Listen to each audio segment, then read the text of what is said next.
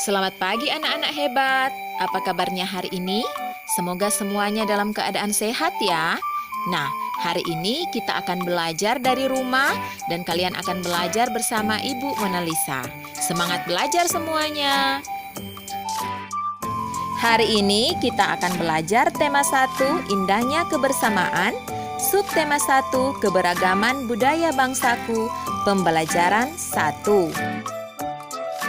Indonesia terdiri atas berbagai macam keberagaman, namun tetap satu dalam wadah Negara Kesatuan Republik Indonesia yang sering kita singkat dengan sebutan NKRI.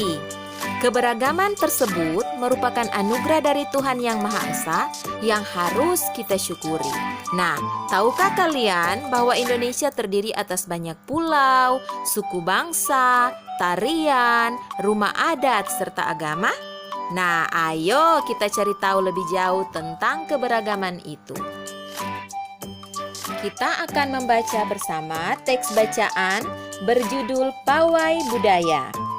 Pawai budaya sangat menarik bagi warga Kampung Babakan. Pawai ini selalu menampilkan keragaman budaya Indonesia. Udin dan teman-teman tidak pernah bosan menanti rombongan pawai lewat. Tahun ini mereka datang ke alun-alun untuk melihat pawai tersebut. Kakek Udin pun terlihat sabar menanti. Terdengar suara gendang yang menandakan rombongan pawai semakin dekat. Di barisan pawai terdepan, terlihat rombongan dari Maluku. Rombongan laki-laki mengenakan kemeja putih, jas merah dan topi tinggi dengan hiasan keemasan. Rombongan perempuan mengenakan baju cele. Baju ini terdiri dari atasan putih berlengan panjang serta rok lebar merah. Langkah mereka diiringi oleh suara tifa, alat musik dari Maluku. Bunyinya seperti gendang, namun bentuknya lebih ramping dan panjang. Budaya Maluku sangat unik dan menarik. Budaya Bali terkenal karena bunyi musiknya yang berbeda.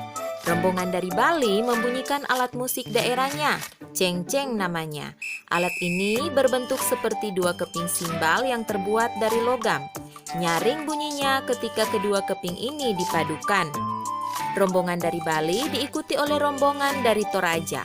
Wanita Toraja memakai pakaian adat yang disebut baju poko. Rombongan laki-laki menggunakan pakaian adat yang disebut sepa talung buku.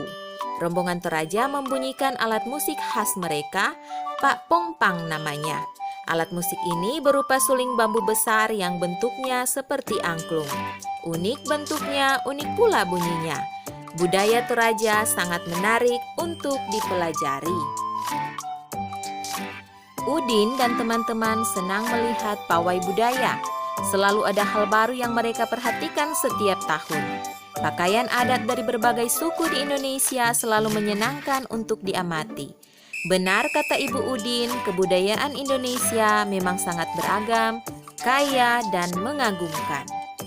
Anak-anak hebat, setiap bacaan biasanya terdiri atas beberapa paragraf. Nah, paragraf baru itu biasanya ditandai dengan tulisan yang menjorok ke dalam atau dimulai dengan baris baru atau alinea baru. Nah, pada bacaan yang kita baca bersama itu terdiri atas berapa paragraf? Ayo, coba amati lagi bacaan yang kita baca bersama. Nah, tepat sekali. Bacaan yang kita baca bersama terdiri atas 5 paragraf. Setiap paragraf memiliki gagasan pokok yang didukung oleh gagasan pendukung. Apa itu gagasan pokok? Gagasan pokok adalah ide utama yang dibahas dalam suatu bacaan. Dan ide utama itu dapat berupa kalimat inti atau kalimat yang paling penting atau kalimat yang paling pokok dalam paragraf.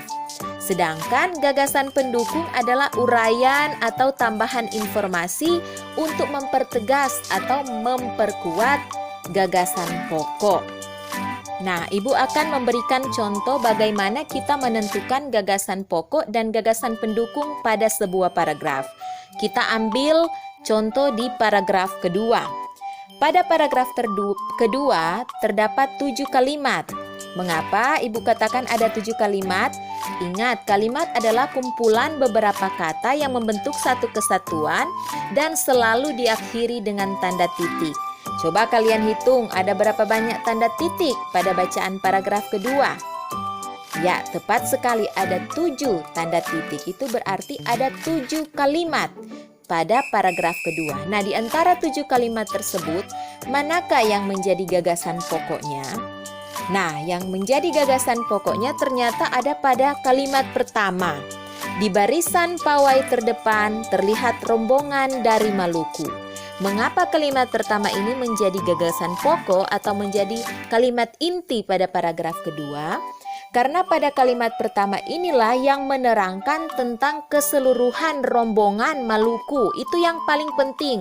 Yang ingin dijelaskan di paragraf kedua adalah bagaimana penampilan dari rombongan Maluku.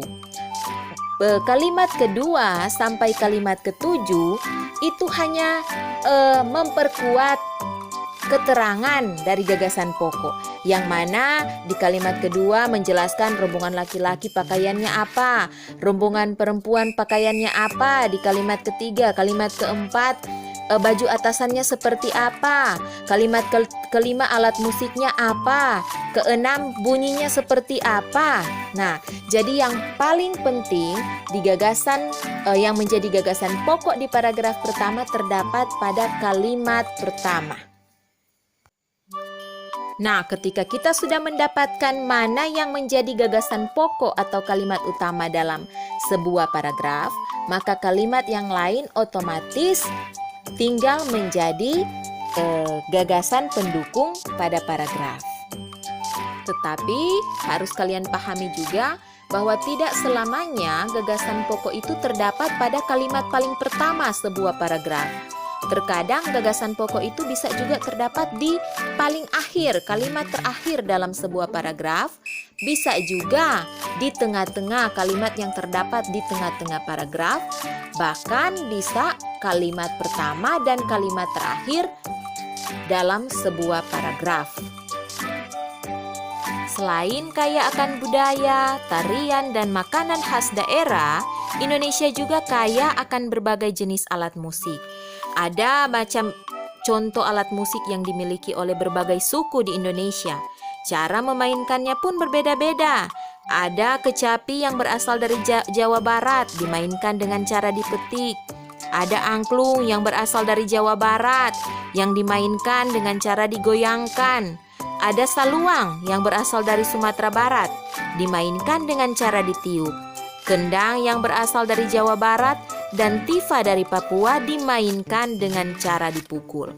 Luar biasa sekali keberagaman yang ada di negara Indonesia, dan kita harus selalu mensyukuri dan menghargai segala perbedaan yang ada.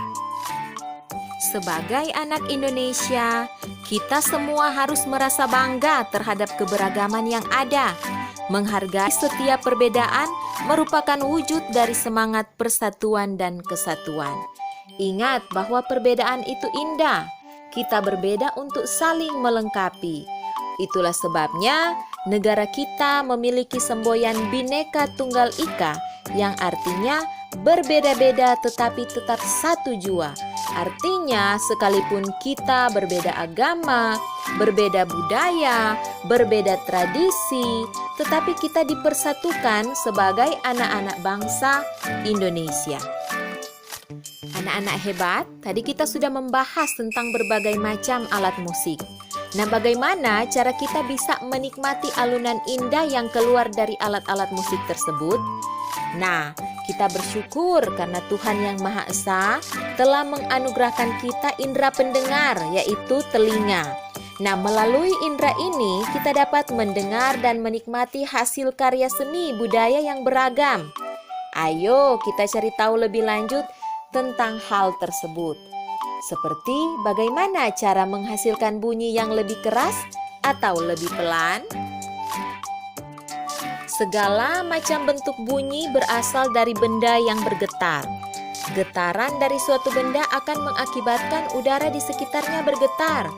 Getaran tersebut menimbulkan gelombang bunyi di udara. Benda-benda yang bergetar dan menghasilkan bunyi disebut sumber bunyi.